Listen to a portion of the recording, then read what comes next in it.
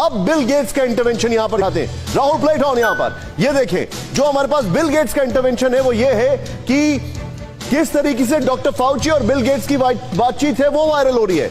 अब देखिए, March April में ही अमेरिका ने as far as I remember शायद जून जुलाई में अपना ऑर्डर पहला प्लेस किया है, लेकिन मार्च अप्रैल में बातचीत चल रही है। द वॉशिंगटन पोस्ट ने डॉक्टर फाउची और बिल गेट्स की बातचीत, जो बीच हुई बातचीत, वो भी सार्वजनिक की है। जरा प्ले करें इसको। यहां पर बड़ा इंटरेस्टिंग पार्ट ये है, प्ले करें।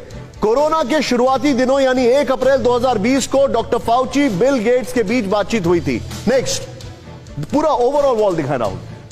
टेलीफोन पर हुई बातचीत में डॉक्टर फाउची ने बिल गेट्स और मिलिंडा गेट्स फाउंडेशन को कोरोना वैक्सीन बनाने के लिए कहा था। एक ईमेल में बिल गेट्स से डॉक्टर फाउची कहते हैं कि उन्हें सरकार के साथ मिलकर काम करना चाहिए। अब ये जो फैक्टर है, ये फैक्टर क्या है? मैं पिनाक सर के पास आना चाहूंगा। सर, आप वैक्सीन के बारे में मैं अगर सीक्वेंस ऑफ इवेंट देखूं, पहली वैक्सीन आई है अप्रैल और मई में, इनकी बिल गेट्स से बातचीत हो रही है। पहली वैक्सीन पिनाक सर आती है चाइना की मई में, जिसको जून में ट्राई किया जाता है। पहला वैक्सीन का ऑर्डर अमेरिका की तरफ से फाइजर के लिए प्लेस किया जाता है अप्रोक्सीमेटली जून जुलाई में, जब उसके ट्रायल्स चल रहे थे, उसको अप्रूवल नहीं मिला था, उन्होंने ऑर्डर बुक करना शुरू कर दिया था। और ये उसी दरमियान जब पीक पर चीजें चल रही हैं, ये सीधे बोलते हैं कि आप हमारी वैक्सीन के लिए हमारी हेल्प करिए। ये सब क्या है सर?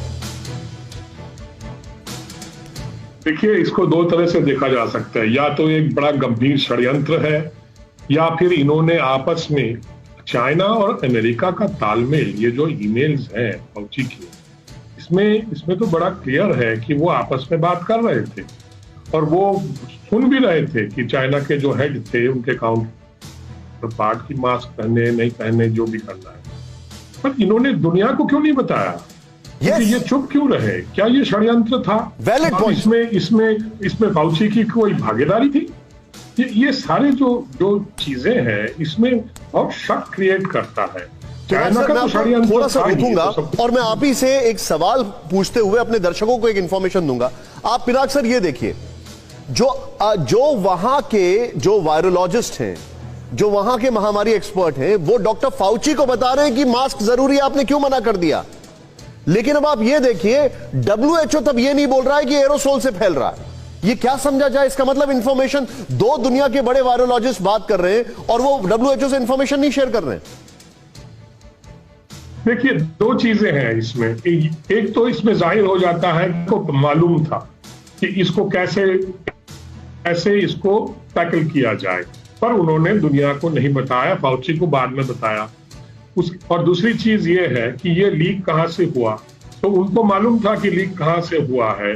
चाइना को सब मालूम था और वो चुपचाप रहे, क्योंकि वो अपने आप को एक्सपोज नहीं करना चाहते थे कि वहां ओरिजिन वुहान से है।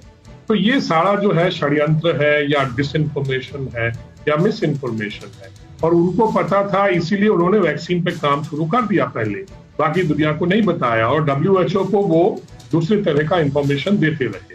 तो ये एक बहुत ही गंभीर समस्या है दुनिया के लिए कि इस तरह के लोग जो अपने इन्फेक्शियस डिजीज इंस्टीट्यूशंस के जो हेड हैं, ये सब छुपा रहे थे, या इनको पता ही नहीं था कि क्या हो रहा है। मुझे तो लगता है कि इसमें एक मिश्रण है, कुछ तो इनको पता नहीं था कि क्या चीज है ये, क्योंकि अब तो लगता है कि ये ह्यूमन इंजीनियर्ड वायरस है, ये नेचुरल वायरस भी नहीं है। एब्सोल्युटली, ये भी अब लग रहा है। इसीलिए बाइडेन ने तो सर, मैं थोड़ा सा आगे बढ़ूंगा और आपसे और सवाल भी पूछूंगा। मैं थोड़ा और आगे बढ़ूंगा और सवाल भी पूछूंगा। अपने दर्शकों को बता दूं कि 4:20 पर इस 400 BC के कई सबूत हम आपको दिखाने वाले हैं। 4:20 पर इस 400 BC के कई सबूत दिखा रहे। लेकिन पूर्णिमा जी, बिल गेट्स से बातचीत, मतलब तैयारी थी क्या वैक्सीन की बहुत पहले से? मतलब पता था, एवरीथिंग वाज रेडी? जी, बिल गेट्स की इनकी बात हर 2 हफ्ते में हो रहे थे। एंड हमें ये भी पता होना चाहिए कि जो बिल गेट्स है, इनकी टेंटेकल्स हर जगह में फैला हुआ है। फर्स्ट ऑफ ऑल, हू को उन्होंने $4.3 बिलियन दिया है। सिर्फ हू नहीं, लेकिन ऑक्सफोर्ड यूनिवर्सिटी, से लेकर NIH, इवन डॉक्टर फॉची, एवरीबडी, सबको पैसा मिला है।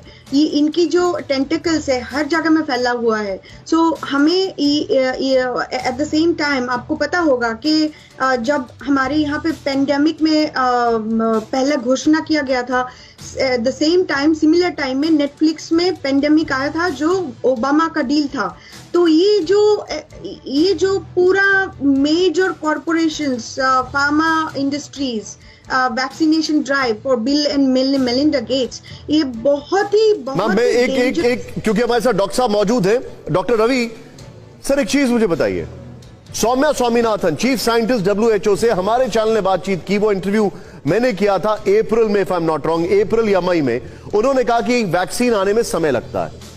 दुनिया का रिकॉर्ड है कि कोई भी वैक्सीन जल्दी नहीं बनती, 5 साल 10 साल लग जाते हैं। यहां पर मेहनत से काम किया, लेकिन ये पहले से ही बिल और मेलिंडा गेट्स से बातचीत कर रहे थे वैक्सीन के लिए। क्या ये डाउट नहीं क्रिएट करता? बहुत ज्यादा डाउट क्रिएट करता है निशांत जी। एज अ मेडिकल स्पेशलिस्ट आपको बता दूं, वैक्सीन आने में 8-9 साल लगते हैं, और इतना तो हमें भी मालूम नहीं था कि 10 महीने के अंदर अंदर जो है वैक्सीन हमारे हाथ में होगी, बल्कि 7-8 महीने में वैक्सीन हमारे हाथ में होगी। लेकिन अगर ये उस शुरुआती दौर के अंदर ही ये बातें शुरू हो गई हैं तो डेफिनेटली ये काफी सस्पिशन की बात करते हैं, और सस्पिशन बहुत सारी और बातों पे भी आता है। ये जो मेलबाजी भी हुई है, पारदर्शिता क्यों नहीं है? ये कोई प्राइवेट वो थोड़ी ना हो रहा है। पूरा विश्व तो हाहाकार से वहां पे मृत्यु हो रही है, और यहाँ पर ये प्राइवेटली मेलबाजी क्यों कर रहे हैं? ये बहुत एक बड़ी चीज है, और ये एक पब्लिक ऑफिस वाले को अपना दायित्व भी समझना चाहिए कि जो भी चीज है, सबसे बड़ी चीज है जो भी इन्होंने मेल के ऊपर किया है, क्या ये सारी बातें उन्होंने पब्लिक डोमेन में भी कही है या फर्क है? अगर वो बातें मेल में कुछ और पब्लिक डोमेन में कुछ और है तो डेफिनेटली ये एक बड़ी सीरियस बात है, और 860 पेज मेल के कोई कम नहीं होते, पूरी एक किताब बन जाती है। मैं समझता हूं कि इंटरनेशनल प्रेशर डाल के इसकी एक गहन जांच होनी चाहिए, मजबूत और अनुभवी टीम से। 80 साल के हैं डॉक्टर फाउची। फिक्र आपकी, सोमवार से शुक्रवार रात 9 बजे सिर्फ TV9 भारतवर्ष पर।